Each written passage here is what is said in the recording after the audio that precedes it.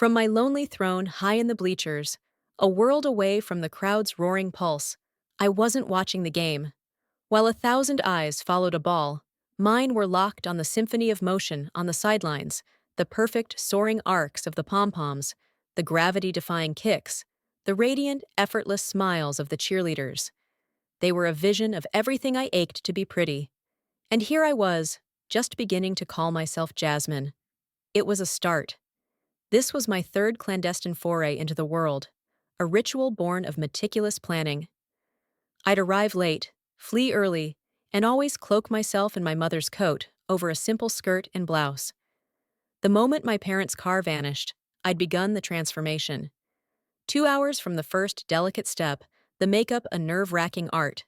The real battle began when I left the safety of my room. A frantic scurry to the car, a drive where every mile frayed my nerves, a parking spot chosen for its isolation. For 3 precious hours, I existed. Tonight, emboldened by small successes, I dared to add a drive-through burger to the agenda before returning to the prison of my boy self. Shedding Jasmine was a special kind of death I dreaded. The plan shattered the second my headlights swept across the driveway, illuminating my parents' car. My heart plummeted.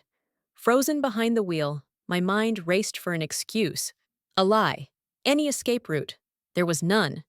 With leaden legs, I walked to the back door, each step an eternity. I slipped inside, a ghost hoping to vanish up the stairs. But my mother was waiting in the foyer. A silent sentinel. "Have a nice time at the game, dear?" My, was a pitiful squeak. "Take off your coat, let me see." I obeyed, hanging the coat and standing there, exposed and trembling under the hallway light. Her eyes scanned me, from my flats to my nervous face. Her only critique was about my ponytail. "It should be higher," she stated, "and a little tighter." Then she pointed to the living room couch. I sat, knees locked, hands folded, a prisoner awaiting sentencing. She revealed her quiet investigation, a neighbor's reports of a strange girl, the logical deduction, the deliberate arrangement. "How long?" she asked. The dam broke. I confessed everything. The childhood raids on her wardrobe, the secret purchases of my own shoes, the suffocating need to be more than just a reflection in my mirror. I told her about the terrifying freedom of that first game, the two that followed, and tonight's triumphant, uneventful stop for a burger. The words tumbled out in a torrential, tearful flood. She listened, utterly silent. When my shame finally overwhelmed me, she didn't speak. She simply came over, sat beside me, and put her arm around my shoulders. The shame didn't vanish, but the comfort was a balm, easing the sharpest edges of my pain. After a long while, she simply told me to get ready for bed and to wash the makeup off thoroughly. I flew up the stairs, my skirt swishing, the makeshift breast forms in my cheap bra bouncing with each step.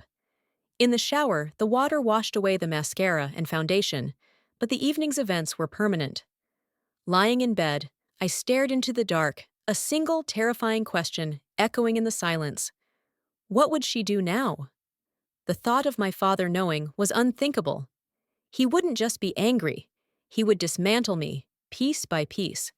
The silence that followed my mother's discovery became a new language between us, spoken in schedules and carefully timed absences. For nearly 7 months, this unspoken pact granted me a fragile freedom. I learned the rhythm of my parents' lives, and in those stolen intervals, Jasmine could breathe. My wardrobe, once a meager collection hidden in the back of my closet, began to grow. I bought a few pieces myself, savoring the thrill of choosing a skirt or a blouse that felt truly me. But the real treasures appeared without warning.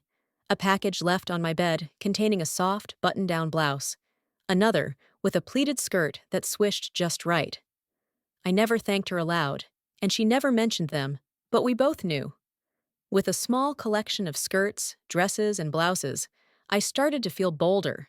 Mom's offhand comments about my ponytail or how to blend eyeshadow had sharpened my skills, and my world expanded beyond the bleachers. I ventured to a movie theater, the dark anonymity a blessing, and once, even to the mall, my heart a frantic bird against my ribs the entire time. It was on the drive home from the movies that confidence curdled into catastrophe. The glow of the screen still lingered behind my eyes when a carload of guys from school pulled up next to me at a light. The popular crowd, all varsity jackets, and loud laughter. I froze, my hands tightening on the wheel, but their eyes slid over me without recognition. Relief was a fleeting thing. The driver, maybe showing off for his friends, gunned his engine, tires squealing, then lost control. The impact was a sickening crunch of metal, jerking me against my seatbelt. My car, my sanctuary, was instantly crippled. Then, the whirlwind. Flashing lights. A police car, fortuitously or disastrously, had been right behind us. The other driver was sighted, his arrogance evaporating under the officer's stern gaze. Then it was my turn. I sat trembling, clutching my license and insurance card, the fabric of my dress suddenly feeling as thin as tissue paper. The officer, an older man with a weathered face, took my documents. His eyes flicked from the photo to me, to the photo again. A small, surprising smile touched his lips. "Don't you worry," he said, his voice low. "We'll get you home." His kindness was almost worse than anger would have been. It made the fear feel more profound. A female officer eventually drove me, the copy of the accident report a heavy weight on my lap. And then, the final crushing blow. My house, lit up from within, my parents' car in the driveway. They were home early, of course they were. The officer gave my hand a reassuring pat. "Be brave," she said. I wanted to tell her that bravery had been used up miles ago. I walked to the door, each step a surrender. Mom saw me first, her hand flying to her mouth. Then Dad emerged from the den. His face did a slow, terrible dance, from confusion to shock, to a hot building rage, his eyes finally locking on the smear of blood on my hand. "What the hell happened to you, and why are you dressed that way?" The words came out in a single explosive breath, stripping away any last pretense. Something in me broke. The secret was out. The car was totaled. I was hurt and terrified. There was nothing left to protect. I walked past him, sat on the edge of the couch, with as much grace as I could muster, and looked directly at him. "My car was wrecked," I said, my voice surprisingly steady. "That's how I hurt my hand." I told him everything about the accident, the other car, the police. His fatherly concern surfaced briefly, but I assured him the paramedics had already checked me. Then came the question I'd been dreading my entire life. "Why are you dressed as a girl?" I would have rather wrestled a bear than answer, but the lies were a cage I could no longer live in. I took a deep, shuddering breath. "I don't want to be a boy," I said, the words feeling both terrifying and freeing. "I'm a girl on the inside. I've always been this way." The reaction was physical, volcanic. He turned purple, then a deep, frightening red. He shot to his feet, only to sit back down heavily. He shook his head, gasped for air, his fist clenching and unclenching. When he finally spoke, his voice was a forced, deadly calm that was more frightening than any shout. "You do understand that your real name is on that accident report, don't you?" "Yes, sir." "And that other boy has a copy of it?" "I guess." "Oh, no." "Oh, yes. And didn't you say he goes to your school?" "Yes, sir." The trap was closing around me, and I had walked right into it.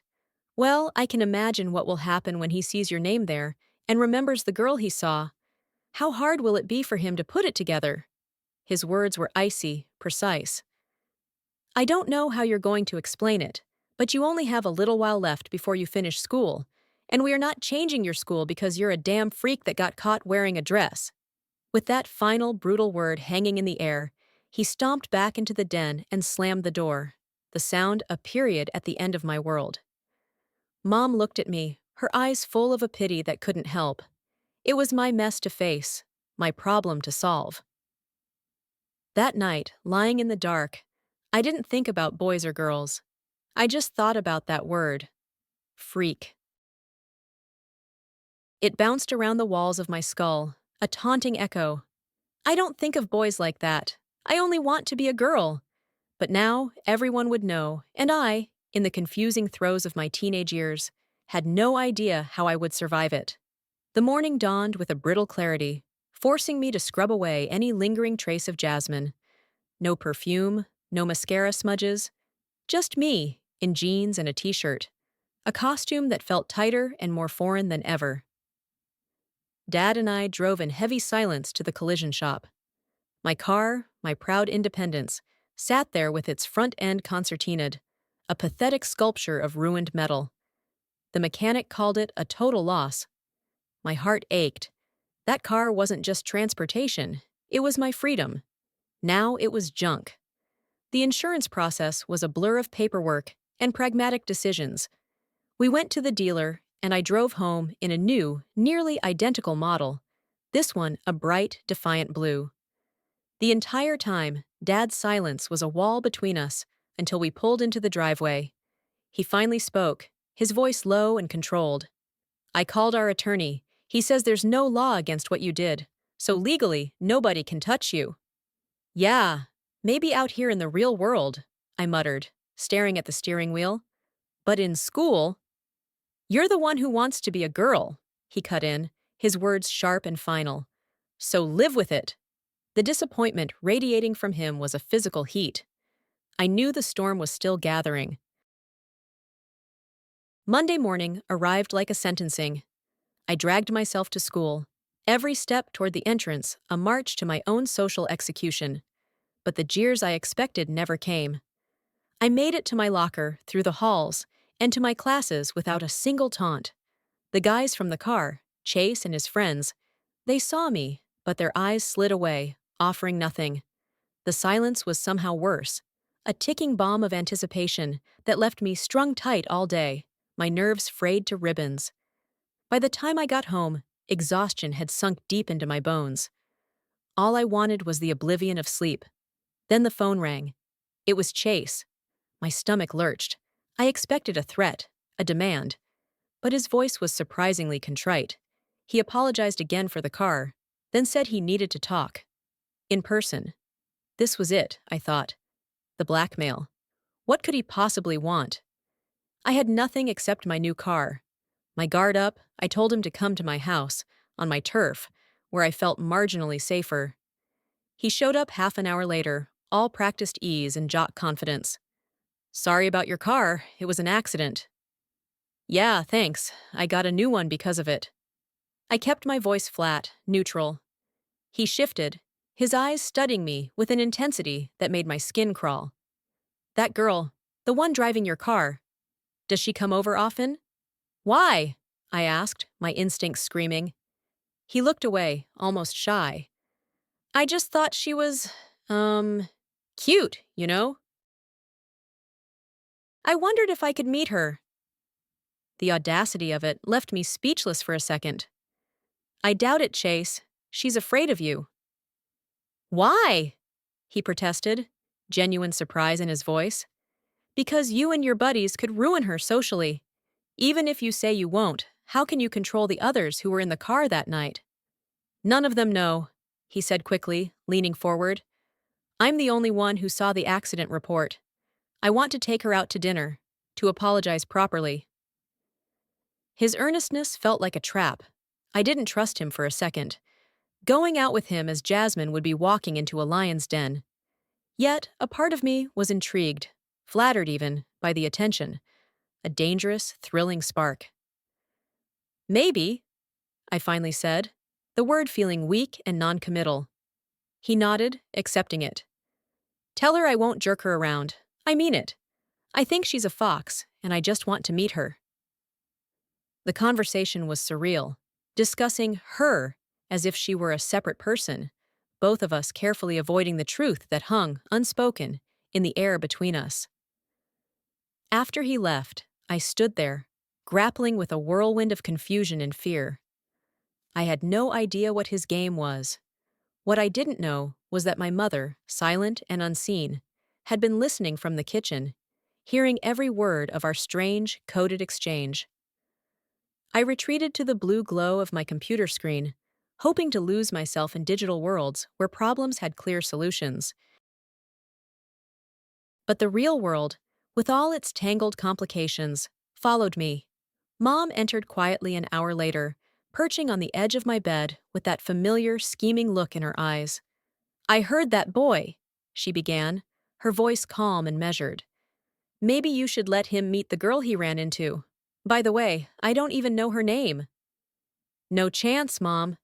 And it's Jasmine." The name felt both fragile and defiant on my tongue. "Isn't the spring formal in about a month?" "Sure. Why?" Her logic unfolded like a carefully laid trap. If Chase took me to the formal, invested in tickets and a tux, he'd be financially and socially committed to the illusion. He couldn't expose me without humiliating himself. His popularity, she argued, was my armor.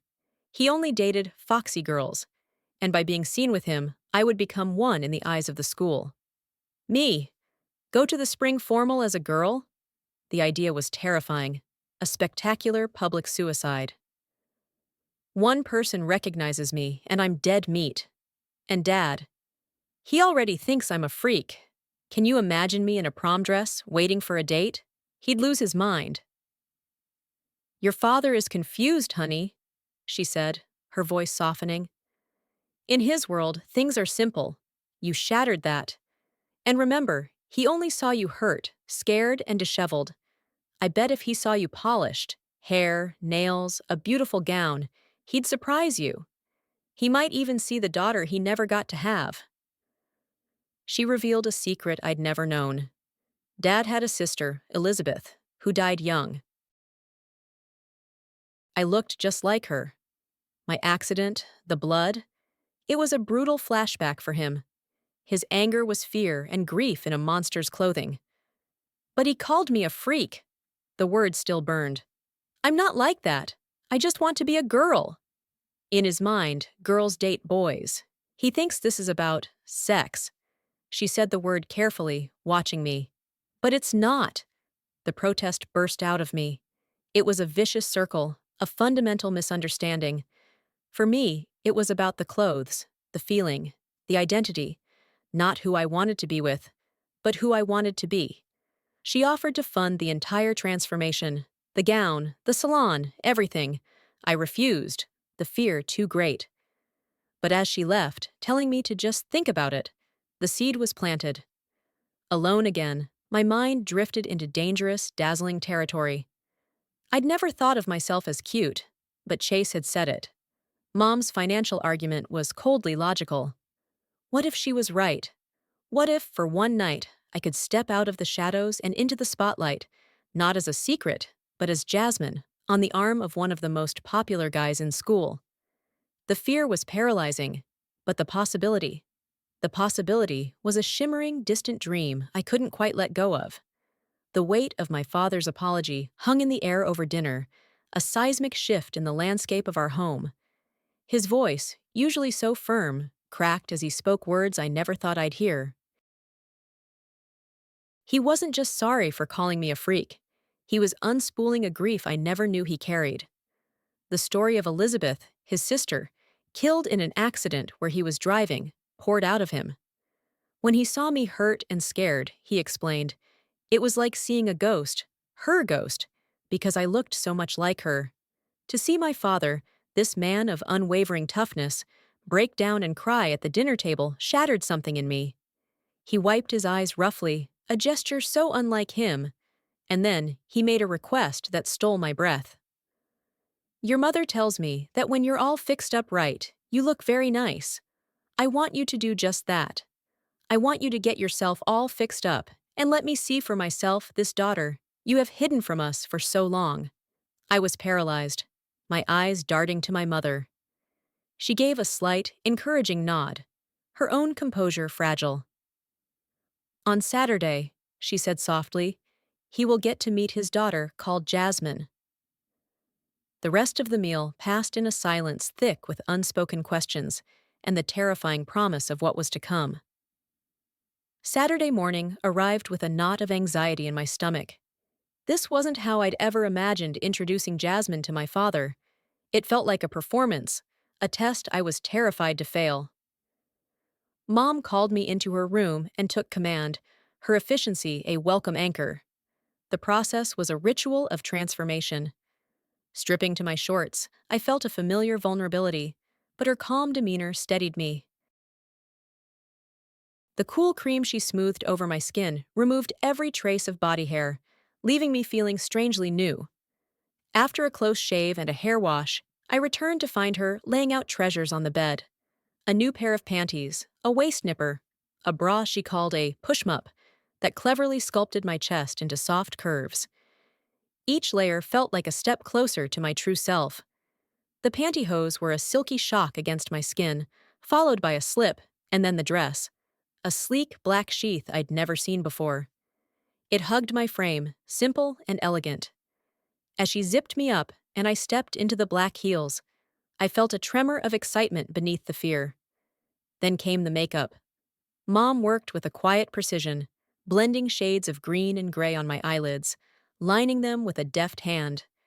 The coral blusher warmed my cheeks, and when she finished my hair, curling it into a soft page boy with a flip, I barely recognized the reflection in her full-length mirror.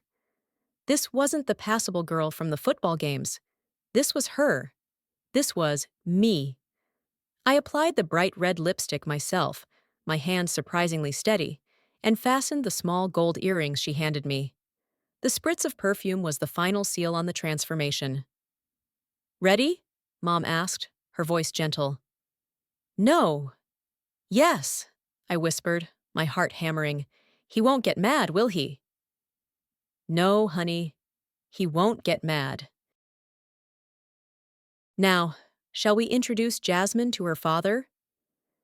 She led me to the stairs, but let go of my hand at the top, leaving me to descend alone. The click of my heels on the hardwood floor echoed in the silent house like a heartbeat. I paused at the entrance to the family room. Dad looked up from his chair, and his reaction was a physical thing. His eyes widened, his mouth fell open, and he stood up slowly, as if pulled by an invisible string. He walked over, his gaze traveling from my newly styled hair down to my shoes and back again. "You look like my sister," he breathed, his voice thick with emotion. "Too damned much like her. Your hair, your eyes. The same size." He stepped back, a storm of conflict in his eyes. "You look just like Elizabeth. I don't know if I can take this." Panic flared. I couldn't let him get lost in the past. "Dad, Dad," I said, stepping forward and taking his hands in mine. They were rough, familiar, but now they felt fragile. "I'm not your sister. I'm Jasmine." I squeezed his hands, willing him to see me, the real me, not a memory. Tears welled in his eyes, threatening to overflow as he stared at our joined hands. I held my ground, my own emotions a turbulent mix of fear and a desperate hope. We were trapped in a silent battle, him grappling with grief and a new reality, me fighting for acceptance. The tension stretched until Mom gently guided me to the couch, her presence a calming force. Dad sank back into his chair, his lips trembling whenever he looked at me. I wanted to flee, to shed this dress and become the son he expected, but I was frozen, unable to deny the truth that felt more real than anything. Time seemed to stall. Then, feeling a surge of courage, I stood up, my knees pressed together in instinctively feminine posture. I took the 2 steps to his chair and offered my hand. In a sudden, powerful motion, he sprang up and pulled me into a bear hug, his arms tight around me. I melted into the embrace, my own tears finally falling. This was his answer, a clumsy, heartfelt attempt at acceptance. The shrill ring of the phone shattered the moment. Mom answered it, and her words sent a fresh jolt of fear through me. "That was the boy that ran into your car. He and his mother are on their way over, and will be here in about 30 minutes. Instinct screamed for me to retreat. "I better go change." My father's voice, deep and resounding, stopped me cold. "No." I turned to face him. His expression was set, determined. That boy caused this, and he will see you as you are. This is my house, and I will decide the rules here. You live here as well, and if I say it's okay for you to dress as a girl, then you will. If this boy and his mother have any questions about that, they can address them to me. Go fix your face, but stay dressed just as you are. We'll see just what kind of man this boy is. The shock of my father's command rooted me to the spot. It was Mom's hand on my elbow that broke the spell, guiding me back to her bedroom. Once the door shut, she pulled me into a quick, fierce hug. "Be the best girl you know how to be, Jasmine," she whispered, "and we'll all learn how to manage this together." Under her watchful eye, I carefully redid my smudged eye makeup and touched up the bright red on my lips, my hands trembling only slightly. The doorbell chimed, a jarring sound that made my heart leap into my throat. Mom instructed me to wait for her call, so I sat at the vanity, staring at the reflection of a girl about to face her greatest fear. This was it. Chase would see me, truly see me, with my parents as witnesses. It was either a powerful affirmation or a prelude to social ruin. After an eternity, Mom called my name. Every instinct screamed that this was a catastrophic mistake, but the memory of my father's unwavering no propelled me forward. I opened the door and took the first step, then the next, my heels clicking a steady rhythm down the hall until I entered the family room. I moved with as much grace as I could muster, forcing a smile onto my face that I didn't feel. The scene was a tableau. Dad, impassive and solid. Mom, smiling softly. Chase, his eyes wide with stunned admiration. And his mother, her face a mask of grim disapproval. "So, you are the girl Chase ran into?" his mother demanded, her voice sharp. I simply nodded. "I read that accident report, young lady," she sneered, "and it says you are a boy. I demand to know what's going on here." That was all it took. My father's voice, low and dangerous, cut through the tension. "Madam, how we dress our children is none of your concern. You will not make demands in my home, nor will you ever question our ethics or how we let our daughter dress. Your son caused the accident, not Jasmine. He was the one cited. He is the one who will pay. Any other questions?" The verbal blow landed with physical force. She was used to deference, not defiance. As our parents glared at each other, Chase and I sat in silence. Inside, I was cheering, but I kept my face a calm mask, trusting my father completely. "Well, we'll see about this. I'm calling the police to report your son," she sputtered. Dad didn't flinch. "Jasmine, how did you get home the night of the accident?" "A police officer brought me home," I answered, my voice clear. "Please do as you wish," Dad said, his tone icy. "But know that any mention of this outside this room will result in a lawsuit for defamation and whatever else we can devise. Now, if there's nothing else—" Chase's mother stood and stalked to the door, expecting her son to follow. He didn't move. "Are you coming?" "Mother, sometimes you can be such an ass." "No, I'm staying here to talk to Jasmine." The door slammed shut, leaving a stunned silence in its wake, soon replaced by our collective, relieved grins. Mom took Dad's hand, and they discreetly left the room, leaving Chase and me alone. "You look real nice, Jasmine," he said, his voice softer than I'd ever heard it. "Thanks." "Don't mind her. After she talks to our lawyer, she'll calm down. She'll probably even invite you all to dinner as an apology." "My dad can be very stubborn. If she tries and fails, he'll be on her like a cat on a mouse. And like the cat, he won't stop." A slow smile spread across his face. "No, I'll let her find out for herself." Then he walked over and held out his hands. I took them, and he pulled me to my feet. We were inches apart. I felt his hand slip around my waist, a gentle pressure pulling me closer. His eyes were earnest. "I'm not what you think, Jasmine. I'm not like my mother. I just want to get to know you better." "You can have any girl you want. Why me?" Easy. You're the girl I want. And then his lips were on mine. An electric shock jolted down my spine. It wasn't a long kiss, but it was devastating in its gentleness, a whisper against my skin that left a trail of goosebumps in its wake. I had let a boy kiss me. The reality of it, so different from my dreams, sent me reeling. I pulled away, but my eyes remained locked on his, unable to break the connection. This was the point of no return. Chase was smiling, his eyes bright. He pulled me close again, and this time his kiss was different. Eager, confident, full of a promise that both thrilled and terrified me. This new road was unfolding before me, and I was still too scared to take the first step on my own. I broke away just as Mom walked back in. The look on her face told me she knew exactly what had happened, but all she said was, "Get your purse, Jasmine. You and I are going out for a while." Chase quickly stepped back, smiling at my mother as if they shared a secret. I went to get my purse, my lips still tingling. The taste of his kiss and the scent of his aftershave, now a permanent part of my memory. There was no going back. The ride was quiet after we dropped Chase off, the ghost of his kiss still lingering between us. Mom broke the silence, not with a question, but with a declaration. "You need panties and bras of your own, Jasmine." She drove to a small, unassuming shopping center, her purpose clear. Inside, under the fluorescent lights, I felt a familiar flutter of anxiety, but Mom's steady presence was an anchor.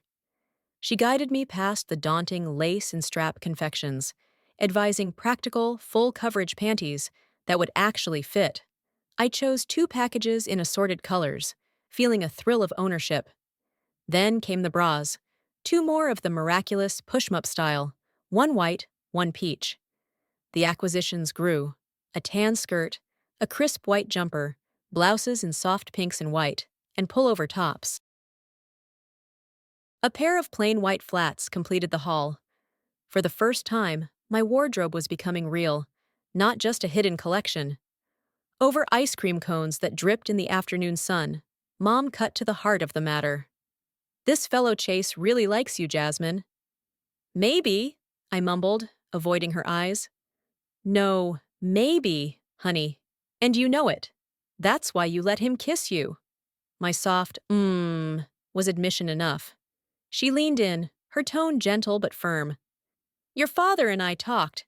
We don't see you stopping, which is why we bought you those clothes. But you have to commit. There can't be any middle ground, Jasmine. None. Your father is trying, so you have to help him. Just do your best, okay?" "Okay, Mom, but—" "No buts. All or none." She then announced a final stop to see a friend of hers. "You'll like her. She makes all sorts of things for people." Brenda's shop smelled of chemicals and creativity, a spotless laboratory of transformation. She greeted Mom with a squeal, then turned her professional gaze on me. "I see. Well, come in the back." What Brenda crafted were custom breast forms. Mom explained my need for breasts, and hips if possible, with a matter-of-factness that made my head spin. Brenda didn't even blink. She led me to a changing room and instructed me to strip to my panties. Her hands were quiet and methodical as she mixed and poured, a craftswoman sculpting a new reality. She created 2 sets of breast forms and 2 special panties designed to hold everything out of the way. The first set of forms were adhered with a temporary glue. The panty was a complex construction, and as she helped me into it, she explained I'd have to sit to pee from now on. For long-term wear, a better adhesive would last for months. This way you can attend school and nobody will know. But when you dress as a girl, you'll be complete. I looked in the full-length mirror and saw her. A naked girl, with all the right curves and contours. My heart leapt into my throat. I hurriedly put my new clothes back on, the bra now filled with a weight that felt utterly natural. Driving home, I retreated to my room to stare at my reflection once more. This was the watershed. It had started as a desire to dress, a risky game played in stolen hours. But now, looking at the girl in the mirror, I knew it was so much more. This wasn't a game anymore. It was me. The soft click of my bedroom door opening made me turn. Dad stood frozen in the doorway, his eyes instinctively darting away from me and my bra and panties, before forcing themselves back. I saw the shock, the embarrassment, but beneath it, a flicker of something else. I didn't cover up. I turned fully to face him, my heart hammering against my ribs. "Dad," I said, my voice steadier than I felt. "This is what I should have looked like all along. I know you don't understand me. I'm not sure I always do either. But for the first time in my life, I feel complete." I walked to him, took his rough, familiar hands in mine, and held them for a moment before slipping my arms around him in a tight hug. For a second, he was rigid. Then his arms encircled me, growing tighter, until he was holding me as if I might break. We stood like that for a long time, no words needed. When he finally pulled back, his voice was a low rumble. "You look like you need to put some clothes on. I'm not used to seeing half-naked girls running around the house." There was no anger in it, just a strained, bewildered affection. He left, and I quickly slipped into a skirt and blouse, the fabrics feeling like a second skin now. Downstairs, I found my parents talking in the office with the door closed, so I waited, the television a blur of meaningless noise. Dinner passed without a single comment on my clothes, a silent, monumental acceptance. That night, I carefully peeled the breast forms off, the temporary adhesive losing its grip, a nightly ritual that felt like a small death. The week dragged. School was a cage. Chase said a quiet, "Hi," but that was all. Wearing slacks, having to sit for everything, it was a constant, grating reminder of the disguise I was forced to wear. I ached for the swish of a skirt, the freedom of being Jasmine. By Friday, I exploded out of my boy clothes the second I got home. I was just applying my lipstick, watching my reflection solidify, when the phone rang. Chase's mother. Her voice was clipped, formal. An invitation to dinner at their country club the next day. At 7. Chase had been right. A slow smile spread across my lips. I accepted with a sweetness that belied the storm in my heart. After hanging up, I sat back, a single fierce thought crystallizing. I want to shock that broad silly. When Mom got home, I told her about the invitation and my desire. She didn't even pause for a full second. "Be ready." The morning unfolded like a strategic operation. With my makeup done and a simple skirt and blouse on, I joined Mom for a swift breakfast. "First, we get our hair and nails done," she announced, her eyes gleaming. "Then we find a dress that will make that witch mind her manners." I didn't need any more convincing. We were out the door before Dad even stirred. At the salon, I surrendered to the stylist's chair. With her guidance, I chose a soft, curly page boy with drop bangs, a style that was undeniably feminine without being a permanent commitment. Under the dryer, I watched Mom get her own hair done, a silent partnership in this mission. Next, my nails were filed into elegant ovals and painted a deep, vampy red. The technician assured me the color would easily come off, a subtle nod to my dual life that Mom had clearly explained. When I saw the final result, my hair styled into soft waves, my hands looking delicate and polished, a surge of confidence washed over me. The mall was our next battlefield. Mom led the way with a determined focus, bypassing the racks I lingered at until she found it. A boutique specializing in formal dresses. She pulled out a fiery red sheath, sleeveless and unforgiving, with a deep V-neck and a fitted bodice. In the changing room, I struggled to zip it. The dress was tight across the chest, my bra straps showed, and I was spilling out. "It's perfect," Mom declared, to my utter confusion, and bought it on the spot. "Mom, it doesn't fit," I protested as we left. "It's only tight across the bodice, dear, and that's easily fixed." Our next stop was a boutique, where she introduced me to the architecture of a red corselet.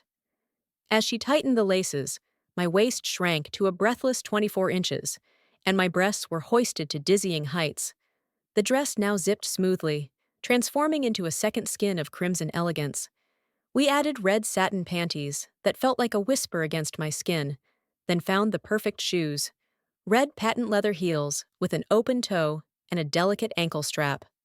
The final touches were chandelier earrings and a matching choker, both glittering with red and white rhinestones. By 2 o'clock, we were home, and the meticulous process of becoming began. A bubble bath left every inch of me silky and smooth. Mom reattached the breast forms, expertly blending the seams with a special makeup stick. The red satin panties slid on, highlighting the new curves the special panty had given me. After I applied my makeup, plum and gray shadows making my green eyes pop, red lipstick defining my mouth, Mom laced me back into the corselet with a series of grunts and strategic pulls. Then came the hose, a sensation entirely new to me. The sheer stockings, fastened to the garter tabs, felt incredibly sensual. The dress slipped on, and Mom zipped me in. The neckline, now perfectly positioned, showcased my cleavage without spillage, and the hemline stopped well above my knees. I was a display of bold, unapologetic femininity from every angle. Fastening the ankle straps, I felt a thrill of ownership. When I emerged from the bathroom, Dad was waiting. His eyes traveled slowly from my face, down the red sheath that housed his daughter, and back up. "I want you to wear this, Jasmine," he said, his voice thick. It was Elizabeth's. He handed me a small box. Inside was a stunning ring, a ruby surrounded by tiny diamonds. "It's all I have of hers. And you?" "Okay, Dad. Thanks." I hugged him, my heart swelling. The ring was a little tight on my finger, as I was likely slightly larger than Elizabeth had been, but a little soap slid it into place. He leaned in and kissed my cheek before retreating to his room, overwhelmed. I turned to the full-length mirror. The girl staring back was the girl of my dreams. A 36-24-36 figure, with auburn-highlighted hair, smoky eyes, and red lips. The ruby on my finger sparkled, a final seal of approval. Even Chase's kiss hadn't made me feel this complete, this utterly and entirely myself. I had become the woman I was always meant to be. Now it was time to face the world and prove it. The air in the foyer crackled with a sense of occasion. Mom looked stunning in her royal blue sheath, her blonde hair caught with silver barrettes, defying her age. Dad stood tall and imposing in his gray banker's suit. For a moment, we just stared at each other, a trinity united by a shared, unspoken mission, before Mom's giggle broke the tension. She took my hand, and we descended the stairs together. Dad, with a photographer's eye, posed us, the flash of his camera capturing the moment. He took several of me alone, close-ups that highlighted my makeup, full-figure shots that showcased the red dress.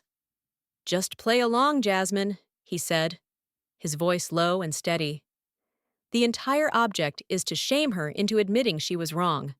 I don't pretend to understand this, but you're my daughter, and I won't let anyone threaten or demean you. You'll know what to do when the time comes. Watch your words. Don't let her provoke you." "Okay, Daddy." "Daddy?" A faint smile touched his lips. "Sure, why not?" "Indeed, why not?" The valet took the car at the country club.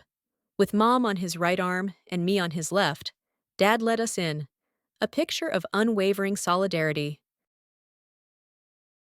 Chase met us inside, his eyes widening as he drank in the sight of me, but a subtle pressure from Dad's hand on my elbow kept me silent. Chase led us to the table where his parents waited. The look on his mother's face was worth every minute of the day's arduous preparation. Her eyes bulged, her jaw went slack, and she was rendered utterly speechless as Chase held my chair. His father spoke first. "My wife has made an error. She said something she should not have, and we asked you here to apologize." His eyes, however, drifted helplessly to my cleavage before snapping back to my dad. "Is it true?" the woman finally blurted, recovering her voice. "Are you a male?" Dad's grip on my hand tightened, a silent command to let him lead. "The gender of our daughter is not under discussion," he stated, his voice cutting through the club's polite murmur. All you need to understand is that she is our daughter. Her name is Jasmine Lynn. Any other information you require, you may look at her and decide for yourself. But the accident report, she sputtered. Be quiet, woman, her husband interjected, his face flushing. You've caused enough aggravation with your wild threats. Please, be quiet. Dad stood, a motion that brought Mom and me to our feet with him. Let me be perfectly clear, madam. Any attempt to defame my daughter will be met with a lawsuit. She is our daughter, and we can prove that if necessary. Are there any questions about my position? A stunned silence was his only answer. We'll be going now, Dad announced. I prefer to dine with people I like, and you, madam, I do not like. A word of advice. Check your facts before you attack or threaten anyone. Listen to your husband. He seems to possess all the sense in this family. She turned a spectacular shade of purple. The final blow came when Chase rose to his feet. I think I'll join Jasmine and her parents. They're the only ones here with any class, Mother. Don't wait up. He took my arm, and we walked out, a united front, leaving his sputtering mother behind. Pride swelled in my chest. His daughter. The words echoed in my mind, a cherished mantra. Dad drove us across town to a sophisticated restaurant where he had, tellingly, already made reservations. Seated in the plush booth, after coffee had been served, Chase turned to me. Jasmine, will you go to the spring formal with me? I glanced at Dad, his face a calm mask, and then at Mom, whose encouraging smile said it all. I'd like that, Chase. But what about your parents? Your mother? Chase grinned. My dad predicted all of this. It went exactly as he thought. Right now, my mother is stewing because she knows everyone else is right. Dad will keep her in line. She'll cool down, and honestly, seeing you like this, she'll have doubts herself. So, no sweat, will you? I'd like that, I repeated, my heart fluttering. Dinner was a celebration. Exquisite food, easy laughter, and later, dancing. Chase held me close on the dance floor, his body a warm, solid presence. Several times I caught him staring, not just at the dress, but at me, the girl it contained. Mom's strategy had been flawless. The dress wasn't just fabric, it was a declaration, and in Chase's eyes, I saw only confirmation. He saw a girl he wanted. Later, alone in my room, the powerful corselet finally unlaced by Mom, I understood the subtle power a woman wields. Staring at my reflection, I saw only a woman. A reckless thought of going to school just like this flashed through my mind, but I knew my parents, for all their support, would never allow it. The battle for public identity was won for the night, but the war for my everyday life was just beginning. For now, though, I was Jasmine, and that was enough. The morning after the formal felt like waking up in a new world. I pulled on jeans and a tee with a bra, my hair a messy cascade, the remnants of last night's boldness still clinging to me. Dad said nothing over breakfast, a comfortable silence that spoke volumes. Later, as I tried to tame my hair and applied a light touch of makeup, Chase arrived. We sat on the patio, the sun warm on our skin. I still don't get what you see in me, I confessed, the old insecurity surfacing. You know what I was. Was? He echoed, then smiled. My dad really laid into my mother after that dinner. She's not so sure anymore, especially after seeing your build. My boobs, you mean? Well, yeah, they were pretty convincing. He grinned, then asked if I wanted to go to the afternoon game. The irony wasn't lost on me, returning to the bleachers, the place where it all began, but this time on the arm of the most popular boy in school. I said yes, of course, but first I changed into a skirt and blouse, fixed my makeup, and added a spray of perfume. At the game, we sat high up, our team losing below us. Chase waved to friends, but I remained an enigmatic, pretty girl at his side. On the way home, he stopped at the park. His kiss was different this time, not gentle, but full of a hungry passion. His tongue sought entry, and I granted it. When his hand found my breast, I didn't stop him. And when his finger slipped under my skirt, exploring the truth the special panty concealed, the shock in his eyes was followed by a dawning, wondrous smile. But I thought you were Didn't you hear my father? I whispered, my heart pounding. He said I was his daughter, and we could prove it. Did I prove it? Oh, yes. For the next 2 months, I was Jasmine whenever I wasn't in school. The rumor mill churned about the mysterious new girl dating Chase, and we let the mystery stand.